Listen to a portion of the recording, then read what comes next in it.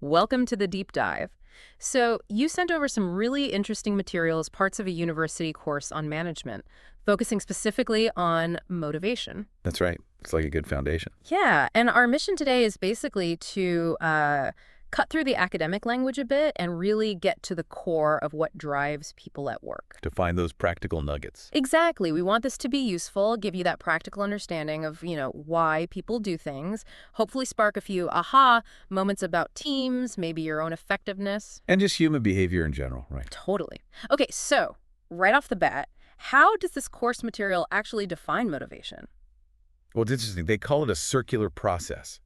It's this constant interaction, this back and forth between our needs and the incentives offered. A circular process. Yes. Not just a static thing then. No, definitely not. Like- Okay, and that's key. It's always moving, always changing. Plus, they make a clear distinction between motivation itself, the drive, and satisfaction, which is more like the outcome, the feeling after you get something. Okay, so motivation is the engine. Satisfaction is maybe arriving at a temporary stop. That's a good way to put it. The source says motivation is the process of stimulating action, while satisfaction is the result. You might feel satisfied now, but the underlying needs, they don't just disappear. Like being hungry, eating, then getting hungry again later. Exactly like that. It satisfies the immediate need, but the need itself will return. Which explains why the material calls motivation continuous and dynamic. Our needs keep shifting. Precisely. What motivates you today might not be the same next year or even next month. Life happens, priorities change, and the text mentions the satisfaction of one need gives rise to another need. So it's a constant evolution. You never solve motivation permanently. You really don't. It's an ongoing thing. So why is this so important for organizations? I mean, beyond the obvious, like getting work done, the materials list some benefits. Oh, it's absolutely fundamental. Yes, there's effective resource use, efficiency, hitting goals, the operational stuff. But bottom line things. Right. But I think the really interesting bits are about lower turnover, less absenteeism, better relationships at work, even the company's overall image. How so? The image part. Well, a motivated workforce tends to be more stable, more engaged. That creates a positive vibe internally, which inevitably ripples outward. People talk, Yeah. A good workplace reputation attracts talent, customers. Makes total sense. A happy, driven team makes for a better company all around. Okay, the source also lists some key characteristics of motivation. It calls it a psychological concept. What does that imply? It means it's internal, Hmm. deeply personal. You can't just point a motivation detector at someone. Right, haha, no readout. Exactly. It's in their head, thoughts, feelings, perceptions, which is also why it's labeled a complex and difficult function. Because everyone's psychology is different. Spot on. What works for one person might do nothing for another. There's no single magic button. Okay, and another characteristic mentioned is that it's a product of anticipated values. Break that down a bit. Sure. It just means we're driven by what we expect to get out of something. It's about the value we place on the potential reward or outcome. So if I don't care about the prize, I won't be motivated to win it, no matter how big it seems to you. Precisely. It hinges on individual perception of value. Okay, I think we've got a good handle on the basics now. This foundation feels solid.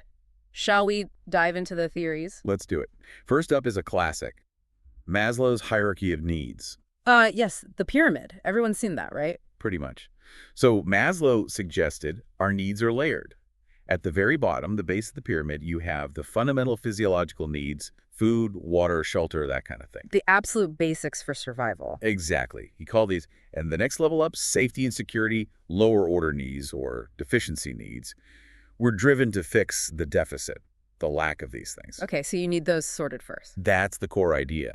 Maslow argued these lower needs have to be reasonably satisfied before the higher level needs really start to motivate us. And those higher levels are? After safety comes social needs, belonging, love, friendship. Then esteem needs, feeling competent, getting recognition, self-respect. And right at the very top is self-actualization. The sort of becoming your best self idea. That's it, reaching your full potential. These upper levels, social, esteem, self-actualization, are often called growth needs. So the principle is you can't really focus on growth if you're fundamentally lacking something basic. If you're starving, self-actualization isn't top of mind. Generally, that's the thrust of it, yeah. Lower needs dominate until they're met. It's a neat framework, helpful for thinking about different levels of need. What's next? Next is Hertzberg's two-factor theory.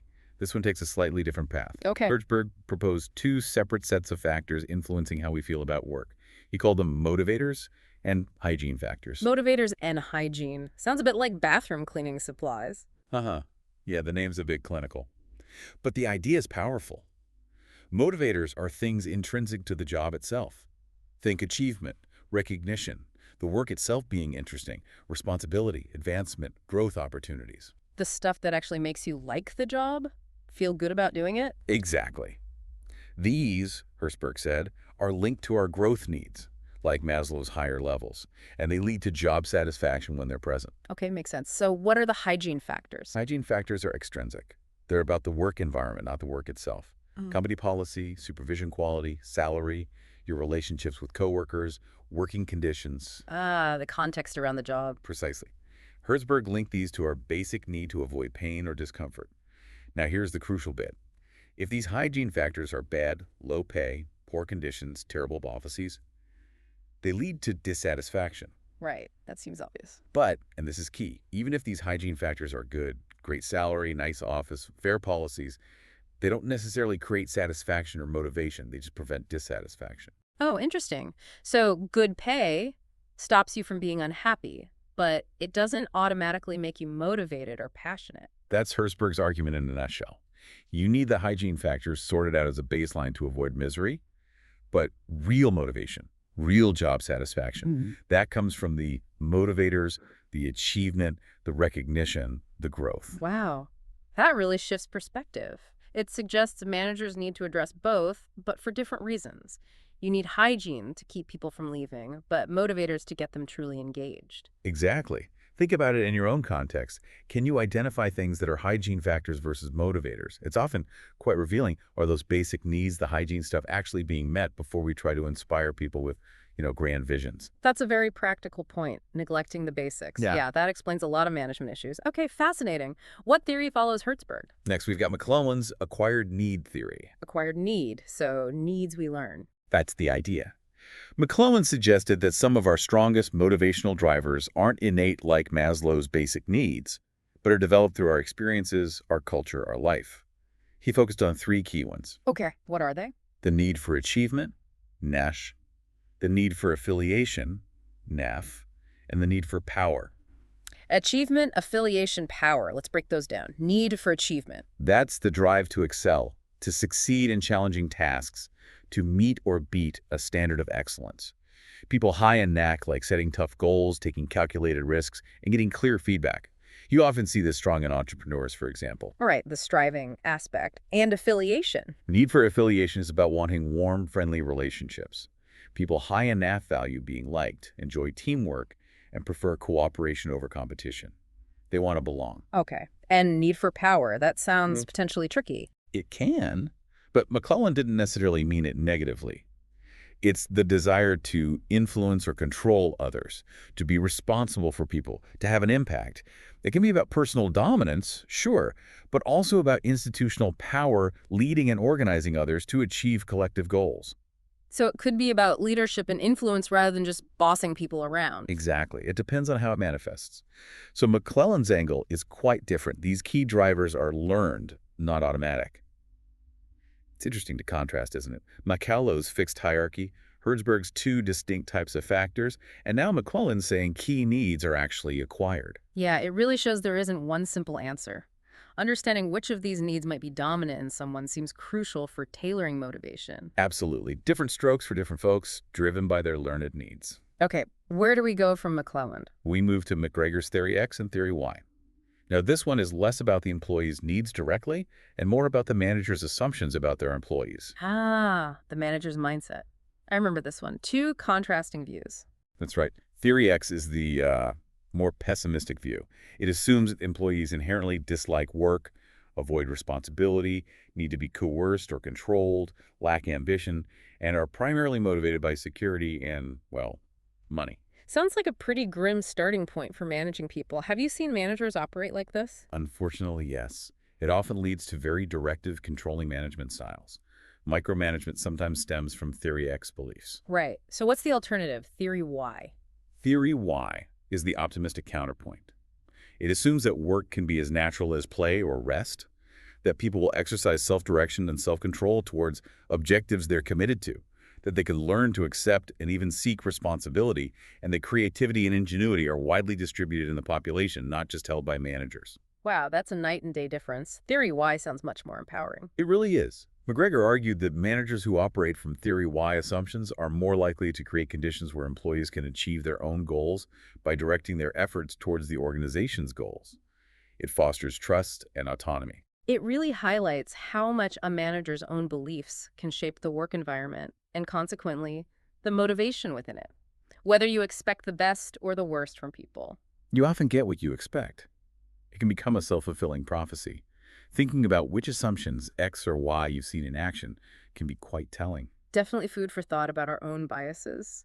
Okay, one more theory mentioned in the materials, Vroom's expectancy theory. This one feels a bit more mathematical. It does have a more cognitive, calculative feel to it. Vroom focused on the thought processes individuals go through when deciding how much effort to exert. He proposed that motivation depends on three things: expectancy, instrumentality, and valence. Okay, expectancy, instrumentality, valence. Let's take them one by one. Expectancy. Expectancy is the person's belief that putting in effort will actually lead to successful performance. It's the effort-performance link. Basically, if I try hard, can I actually do this job well? So if I feel like no matter how hard I try, I won't succeed, maybe the task is too hard or I lack skills, my expectancy is low. Exactly. Your motivation will suffer. Next is instrumentality. Instrumentality. This is the belief that successful performance will actually lead to certain outcomes or rewards, the performance reward link. If I perform well, will I really get the promised bonus or praise or promotion? So if I've seen people perform well but get nothing for it, or if the reward system seems random or unfair, my instrumentality belief might be low. Precisely. You lose faith that performance actually leads to the desired outcome. And finally, there's valence. Valence, what's that? Valence is simply the value or importance the individual places on those potential outcomes or rewards. How much do I actually want that bonus or that promotion or that recognition? So even if I believe I can do the job, high expectancy, and I believe doing it well will lead to a reward, high instrumentality, Yeah. if I don't actually care about that specific reward. Your motivation will still be low because the valence is low. Vroom put it together as a kind of formula. Motivation equal I, expectancy at tough instrumentality. Expes. Multiply it, so if any of those three factors is 0 or very low, The whole motivation equation collapses. They all need to be reasonably strong. It highlights that you need the whole chain: belief in your ability, belief that performance leads to outcomes, and valuing those outcomes. that's really practical. It forces you to think about all three links. Can the person do it? Will doing it be rewarded? Do they want the reward? But isn't valence incredibly hard for a manager to gauge accurately? It's so personal. It's a huge challenge, absolutely. Standardized rewards might miss the mark entirely for some people. It points towards needing more personalized approaches, or at least offering a variety of potential rewards. Wow. Okay, that covers the main theories from the materials. It's Yeah. a lot more complex than just carrots and sticks, isn't it? Definitely. Each theory gives us a different lens. Maslow looks at the hierarchy of needs. Herzberg splits factors into preventing pain versus enabling growth. McClellan focuses on learned drives. McGregor on manager beliefs. And Vroom on that cognitive calculation of effort and reward. So pulling this all together for our listener who sent this in, what's the big picture takeaway? I think it's that motivation isn't simple.